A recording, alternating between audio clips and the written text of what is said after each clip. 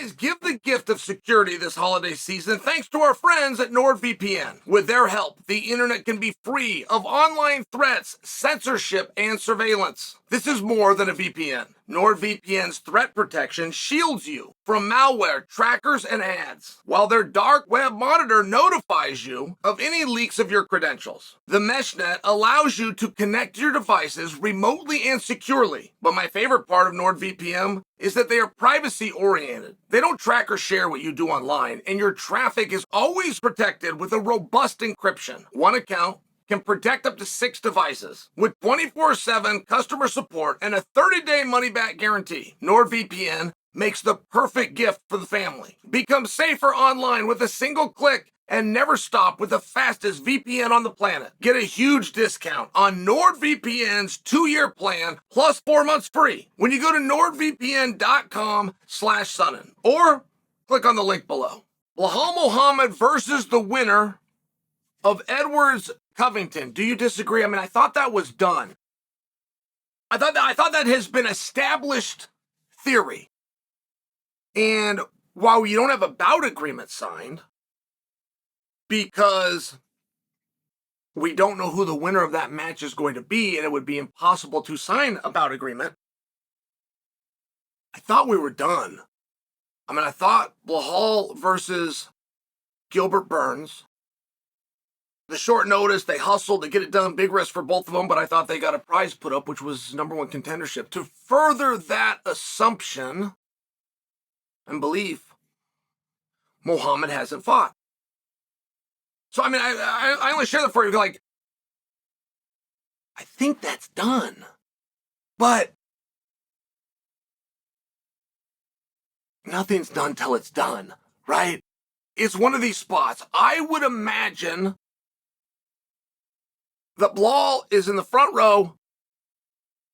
Joe Rogan will get fed something in his earpiece, right? I mean, he just did this for Jamal Hill at the Madison Square Garden. Show by example. You had Pierre cutting an interview.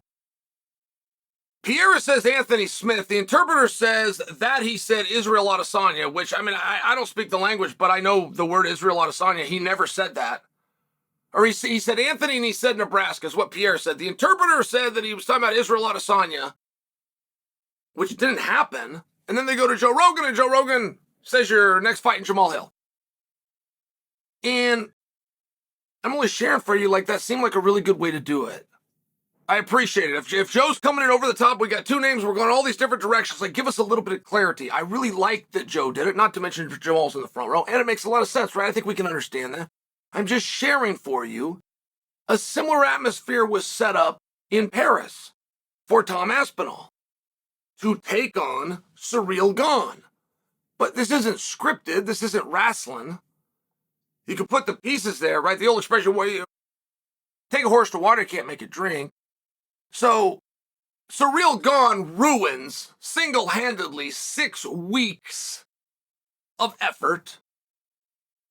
And while I do give Ciryl a hard time, I also remind you that there's ways to play along and there's ways to not. So while I believe Belal will be in the front row, and while I believe once the conclusion of Covington and Edwards happens, I believe the camera will go to Belal. Possibly he'll even come in. Possibly you'll even have an interview. Possibly everything is cool in the gang for a very organic moment, and everything moves along as planned. Possibly. But you're dealing with Colby, who is very smart and understands how these things work. I mean, there's ways to squash a fight. There's ways. And they're not what you think, by the way. I mean, if Colby comes out and he says, man, I love this guy. This is my brother. He's been my secret training partner. I want to thank him for everything. I used to stay at his house when I was up and coming. Belal Muhammad, that is one great dude, man. That is one guy I'd walk away from the belt before I fought him. I love that guy so much. If he said that and every word of it was made up on the spot, that fight is now not happening. I mean, this was just tested. Marab actually said those words about Aljo. I mean, not for nothing. Sandhagen his own career. Sandhagen turned down a title fight. Didn't realize they were offering it to him. So that's one way to do it. That's never been done before. I'm just sharing for you that is a way to do it. And the more common way to do it is to have something else, and that something else is bigger.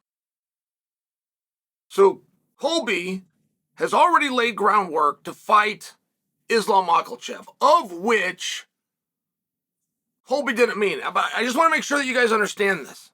Because while I'm not predicting it for you, this is still a possibility. And the call out by Colby is very different, though, right? When one champ calls out another champ, we've seen this before, and we've even seen it happen. Colby's not saying, I'll come to you. He said, I recognize you, and I'll allow you to come to me. It's a different call out. It would not be champ status the way Colby has called it out, just so you know. Colby is telling a guy from a lighter weight, come on up, I'll clear the sea, and you can park at my dock. I mean, this is the way that this is going. Now, it's very relevant that you understand that, because I think that might be one of the most attractive things to Islam. Islam has a wildly difficult time getting to 155 pounds, but he's a champion there. He's a main event there, which was very hard for him to get. It was very hard for him to get that main event championship opportunity. He got it. Which is also a reason that he's staying there. If he could find himself into a championship opportunity up a weight class without going through the suffering, I personally believe, I haven't asked Islam, I haven't asked Ali, I'm just now started watching this whole thing. I believe he would find that very attractive.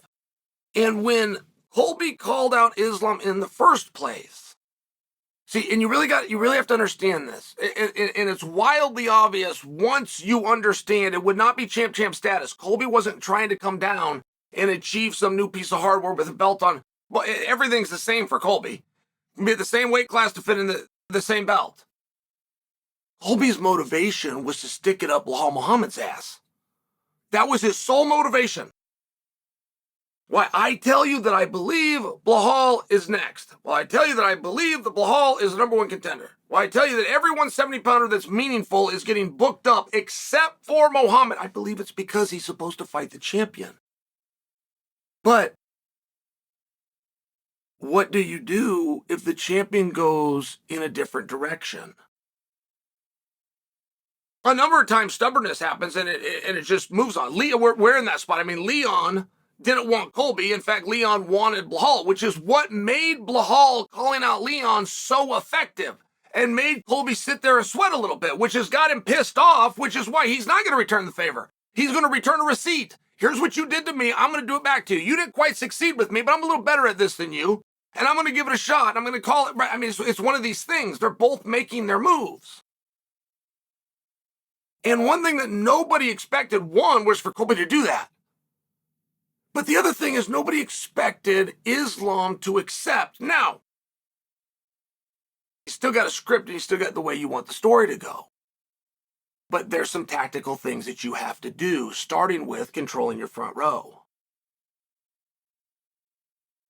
If you got Muhammad in the front row and you got a camera that's going to throw to him before it throws back right in the middle of a Joe Rogan interview and he's on his feet and the people are cheering and maybe he gets called in the ring. I mean, it's one of these situations, right? You set everything goes right. And even though Surreal stuck it up Tom's ass, something that didn't happen, okay? Imagine that Islam is also somewhere in the front row. Even if the camera's not planning to throw to him, what is he going to do if Colby starts talking to him or even motions for him to come in? So Islam goes in, you got a face-to-face with Colby. I mean, just by example, you got a face-to-face. Here's this organic moment. Maybe there's even a shove. Things aren't going well. You got an interpreter. You got all this blood boiling over. Everybody wants to fight. You go to the press conference and say, by the way, it's Belal Muhammad versus Colby. That isn't going to happen. That just isn't going to happen. And I'm bringing this to you because it's a very interesting spot. Now, you can control that cooking. You could go to the pre-fight press conference and make the announcement. It's very hard to then unwind those things. And if somebody attempted to unwind those things, then well, now you got a guy that's stuck, and it's a very different scenario. You could also make sure that you keep Makhachev out of your front row.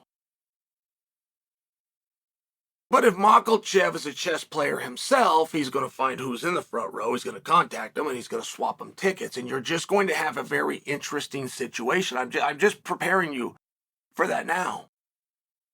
And it's not just a matter of Colby trying to stick it in Blahal's ear and Makhachev having to like the idea. Like, it's not just that. That's if Colby comes out on top. You've now got this business with Ian Gary and Leon and kicked out of a gym. The guy with the best record of them all, with quite frankly the most impressive record I've ever seen in my life, is also on the card at the same weight class. His name is Rakhmonov, and he is dying to say something interesting. He hasn't gotten there yet, but he's trying. He wants to. He put on like a Davy Boone hat. I mean, he wants to. This could be his moment. Michael Chandler had 20-some fights before, and all of a sudden, boom, he blew up, right? 30 seconds on a stick. It can change your career, and I'm just suggesting for you, nothing's done until it's done. And the directions that Colby might go, before you think you've got all of those stopped off, that's only one outcome. There's another guy in the ring who happens to actually be the favorite. He's bringing the belt. I'm just sharing for you. What direction is he going to go? How big of a deal is this eye poke that happened years ago, right? I mean, it's one of these very peculiar spots. And we've always assumed that while we all know the story, except for one guy, which is Corey Sandhagen, while everybody else in the sport knows the story, and you stick a guy down the front row, and then you got Rogan, and he tees you up. I mean, like, everybody just knows what to do, but we left Tom Aspinall standing there like a fool with Ciryl Gane cutting a promo about somebody else, and then 3 weeks later, Ciryl begging to have the fight that he had just ruined. I mean, it's one of these things where once you see enough stuff, you realize, man, nothing is done until it's done.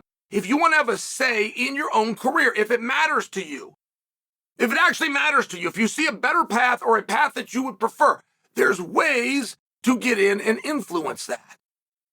And one thing that is very hard is the fact that there's power in numbers. If Colby and Islam begin to help each other to help that fight to happen, it's a powerful thing. And I'm only bringing this drama to your attention because it could perhaps play out. And no matter how bad Islam and Colby want to fight, if we find out that Islam is in San Jose or back in Dagestan, if he is not in the building, take it all away. It's a nothing. There's nothing they can do through social media that will be as big of a spot as Blahal there. If Islam is in the house, but you've got him moved into the third row, so you got nothing to worry about. Everything's going to go just as planned. And he swaps seats, and he's in the front row, and he's the one Colby calls for. You have a very different situation. And you can talk about rankings, and you can talk about what's right, and you can talk about win streaks all you want. None of those arguments trump championship, of which Islam has. And it just makes for an interesting situation. Not one that I predict for you, but one that has risen itself up. And I do believe the spotlight that's going to be put on Ian Gary is going to make things very different in 2 weeks. It's already a big star, but he's got this back and forth going with Edwards. And Blahal's got a real good back and forth going with Colby, but him and Edwards have kind of worked together. So it's one of these, it's an interesting spot. I'm just bringing it to your attention. I think we got a lot of drama. I think 70's getting ready to play out. You always seem to have a dark horse. I mean, Rakhmonov's not going to walk around with a perfect 16-0 record and a raccoon on his head forever. Eventually he's going to do something with it.